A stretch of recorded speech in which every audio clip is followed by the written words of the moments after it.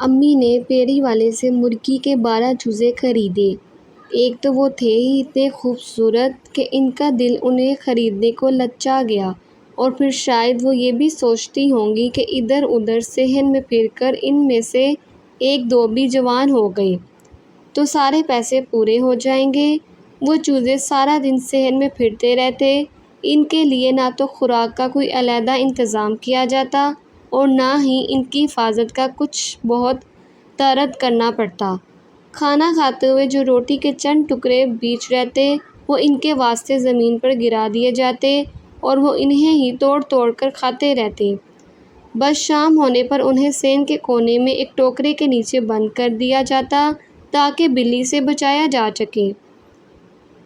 ایک دن کام کرتے ہوئے ہماری سائمہ باجی جو مڑی تو ان کی ٹھوکر کر ایک چوزے کو لگ گئی جو نہ جانے کب ان کے پیچھے آن کھڑا ہوا تھا۔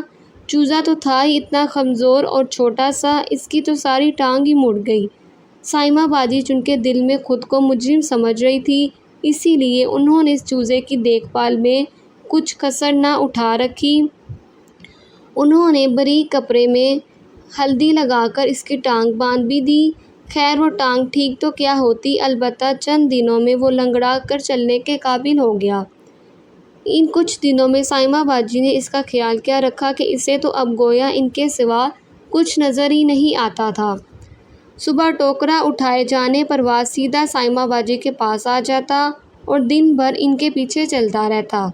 باجی شروع میں تو بہت جھنجھلائی، بہت بار اسے دھتکار بھی دیا، کمرے سے نکال بھی دیا گیا، لیکن وہ ہمیشہ اس کمرے کی چوکھٹ سے لگ کر کھڑا ہو جاتا۔ آہستہ آہستہ اس نے رات کو بھی ٹوکرے کے نیچے جانے سے بچنا شروع کر دیا۔ شام کے عصار ہوتے ہی وہ سائمہ باجی کے بستر میں گھس جاتا۔ پہلے تو بڑی ڈنڈیاں پڑتی کہ چوزے کو کس طرح پکڑ کر ٹوکرے کے نیچے بند کیا جائے، مگر پھر باجی آہستہ آہستہ سے اسے اپنے پاس ہی سلانے لگی۔ امی اور دادی بہت سمجھاتی کہ بھلا کوئی چوزوں کو بھی بستر میں سلاتا ہے، مگر پھر لنگڑے چوزے کو گھر میں پھدکتے دیکھ کر چپ ہو جاتی۔ دن گزرتے رہے، چوزے کم ہوتے رہے، کبھی کسی کو چیل اٹھا کر لے گئی اور کبھی بلی کا حملہ ہو گیا، اور جب سفید پروں والا چوزا بیماری کے نتیجے میں مارا گیا تو گھر میں اس لنگڑے چوزے کے سوا کوئی نہ بچا۔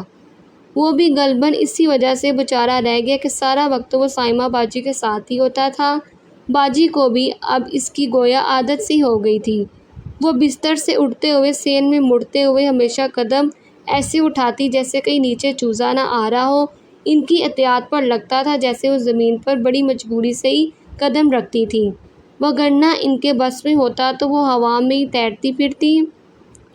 وہ چوزا دیکھنے میں بہت خوبصورت لگتا تھا، پر جب وہ اچھل اچھل کر ایک ٹانگ پر چلتا تو ہر دیکھنے والے چہرے پر بدمزگی دوڑ جاتی۔ باجی اب اسے بہت پیار کرنے لگی تھی۔ وہ سوتا تو تھا ہی ان کے ساتھ، اب کھانا بھی ان کے ساتھ ہی لگا تھا۔ اور جس دن امی نے سائمہ باجی کو سر جھکائے ان سے باتیں کرتے سنا تو وہ گھبرا گئیں۔ اگر کسی اور نے دیکھ لیا تو سائمہ باجی کے لیے کوئی ڈنگ کا رشتہ تو آنے سے رہا، ویسے بھی ان کی عمر تھی کہ بڑھتی چلی جاتی تھی۔ تو اس دوپہر جب سائمہ باجی سو رہی تھی، انہوں نے چوزا نکال کر امی نے محلے کے ایک لڑکے کو دیا اور کہا کہ کہیں بہت دور چھوڑ آئے۔ شام کو باجی سو کر اٹھی اور انہوں نے چوزے کو نہ پا کر ایک ہنگامہ کھڑا کر دیا۔ امی نے بہت بار دبے دبے لہجے میں انہیں سمجھایا کہ وہ اپنا تماشا نہ بنائیں، پر باجی کے اندر تو جیسے کوئی جن آ گیا تھا۔ وہ بار بار دروازے کی طرف جاتی اور اسے کھول کر باہر نکلنے کو مچلتی، ساتھ ہی میں وہ اونچی اونچی آواز میں گھر والوں کو کوسے بھی جاتی۔ امی نے بڑی مشکل سے انہیں کمرے میں بٹھایا۔ تھوڑی دیر میں محلے کی کئی عورتیں اکٹھی ہو گئیں۔ شاید آوازوں سے انہیں لگا کہ کوئی موت ہو گئی۔ یہاں آ کر جو ماجرا سنا تو سب نے دانتوں میں انگلیاں دبا لیں۔ بھلا شریف گھرانوں کی جوان لڑکیاں ایسی حرکتیں بھی کرتی ہیں؟ اگلی صبح باجی اٹھی تو ان کی آنکھیں سرخ ہو رہی تھیں۔ صاف لگتا تھا کہ وہ رات بھر سوئی نہیں ہوں گی۔ امی نے ناشتے کو کہا تو انہوں نے منہ دوسری طرف پھیر لیا۔ ابھی شاید امی انہیں کچھ کہتی، پر ایسے میں دادی کی آواز سنائی دی، "لو دیکھو تو کون آیا ہے۔" سب کی نظریں دروازے کی طرف اٹھ گئی جہاں وہ لنگڑا چوزا کھڑا تھا۔ سائمہ باجی نے جھٹ سے اسے اٹھا لیا اور اپنے کمرے میں گھس گئی۔ بڑی دیر تک کمرے سے ان کی سسکیوں کی آوازیں آتی رہیں۔ محلے کے لڑکے نے بعد میں 1000 قسمیں کھائیں کہ وہ اسے بہت دور چھوڑ کر آیا تھا، مگر امی کو یقین نہیں آیا۔ کتے بلیوں کا سنا تھا، پر یہ موہے مرغا کہاں سے واپس آنے لگے؟ پھر یہ تو ہے بھی اتنا پھدا سا، ضرور تو اسے ساتھ والی گلی میں چھوڑ آیا ہوگا۔ امی نے اس لڑکے کو خوب سنائی۔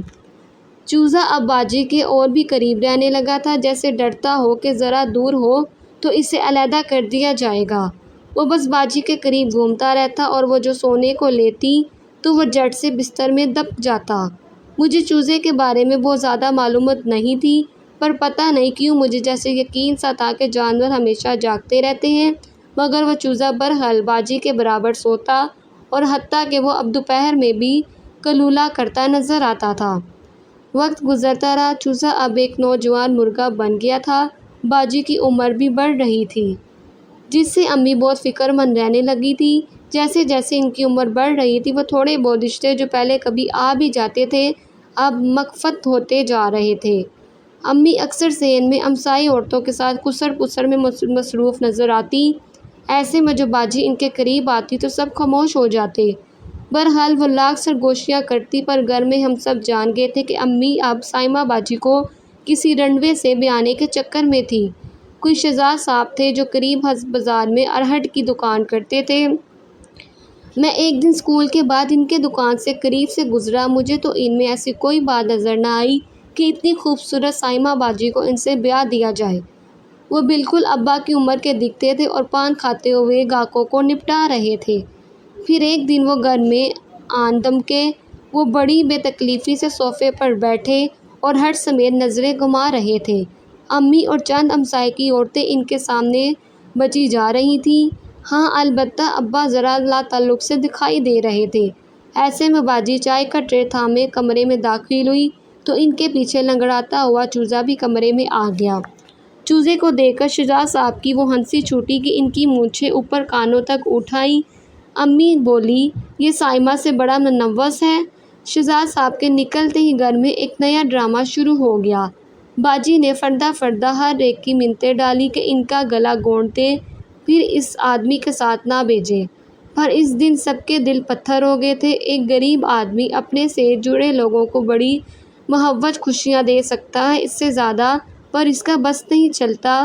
باجی آخر میں میرے قریب بھی آئی۔ میرا بہت جی چاہا کہ فوراً بڑا ہو جاؤں اور باجی کو کہیں دور لے جاؤں، مگر میں نے بھی سر جھکا لیا۔ باجی آہستہ آہستہ قدم اٹھاتے کمرے سے نکل گئی اور ان کے پیچھے وہ چوزا لنگڑاتا ہوا جاتا تھا۔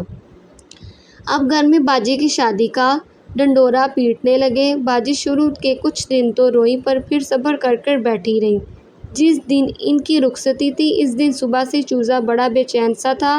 شاید لوگ صحیح کہتے تھے کہ جانوروں کو آنے والی آفت کا اندازہ ہو جاتا ہے۔ وہ ایک عام سی شادی تھی، کوئی غیر معمولی بات نہیں ہوئی۔ بس نکاح کے وقت مولوی صاحب دلہن سے قبولیت کا سوال کرنے کو آئے تو ان کا پاؤں چوزے سے ٹکرا گیا اور انہوں نے اونچی آواز میں لا حول ولا قوت پڑھا۔ ہم بچے ہنس پڑے۔ باجی البتہ گھونگھٹ کے پیچھے خاموش بیٹھی رہیں۔ انہوں نے مولوی صاحب کے سوالوں پر ہاں تک نہیں کہا، پر رخصتی کا منظر آیا اور بونڈے طریقے سے سجی کار پر باجی کو بٹھا دیا گیا۔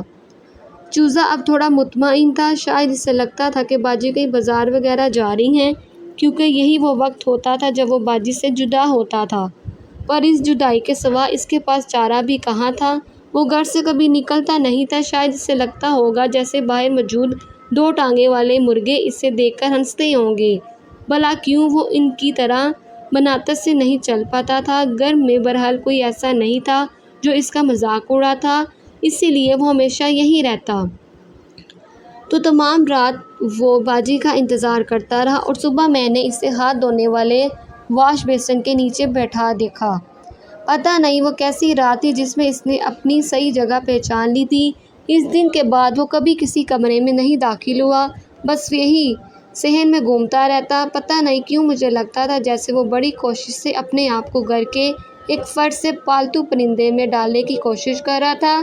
سائمہ باجی بہت دن نہیں آئی۔ امی اور خالہ کچھ دن ہوئے انہیں مل کر آئی تھیں اور بتاتی تھی کہ وہ بہت خوش ہیں، پر مجھے ان کی بات پر بالکل بھی یقین نہیں آتا تھا۔ پھر پتہ چلا کہ وہ شہزاد صاحب کے ساتھ مری چلی گئی ہیں۔ اور ہفتے 10 دن کو لوٹنے پر واپسی گھر بھی آئیں گی۔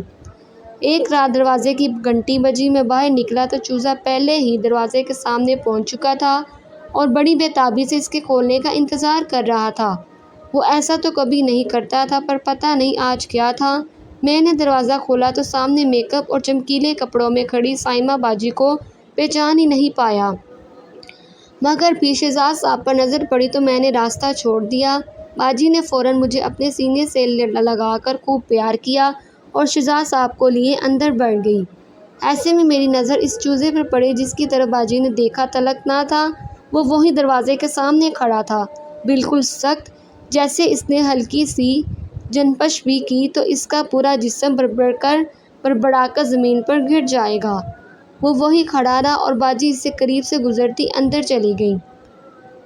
گھر کے سب لوگ شہزاد صاحب کے مدارات کو جیت گئے۔ ایسے میں نے کچن میں امی اور سائمہ باجی کو اسر پسر کرتے دیکھا۔ امی انہیں کہہ رہی تھی کہ تم بتا تو دیتی کہ شہزاد کو بھی لا رہی ہو، اب وہ پہلی بار گھر میں آیا ہے اور یہاں کچھ ہے ہی نہیں۔ باجی البتہ انہیں برا بھلا کہہ رہی تھی کہ آپ کو گھر میں کچھ تو رکھنا چاہیے تھا، اور فریج فریزر کھول کر دیکھ رہی تھی کہ کیا کیا پڑا ہے۔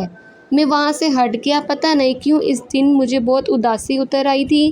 تھوڑی دیر میں نے سائمہ باجی کو دیکھا جو کچن سے باہر آئی، اور اب کی بار وہ اندر جانے کے بجائے باہر کے دروازے کی طرف بڑھی جہاں وہ مرغا اب بھی سخت کھڑا تھا۔ انہوں نے دونوں ہاتھوں سے اسے اٹھایا، پر یہ عجیب ہاتھ تھے، ان میں گزرے وقت کی محبت کا سایہ تک نہ پڑتا تھا۔ باجی اسے اٹھائے ہوئے میرے قریب آئی اور بیانگی سے اسے میرے ہاتھ میں دے کر بولی، اسے چوکیدار چچا کے گھر لے جاؤ اور بولو کہ ذبح کر کے ذرا گوشت بنا دے، ہمارے گھر میں مہمان آئے ہیں۔ میں ہونہاک سا بڑا انہیں تکتا رہا، مگر وہ بڑی بے مروتی سے مڑی اور اندر چلی گئی۔ امی البتہ کچن کے دروازے پر کھڑی اداس کھڑی تھی اور گائے دوپٹے کے پلو سے اپنے آنسو صاف کیے جاتی تھیں۔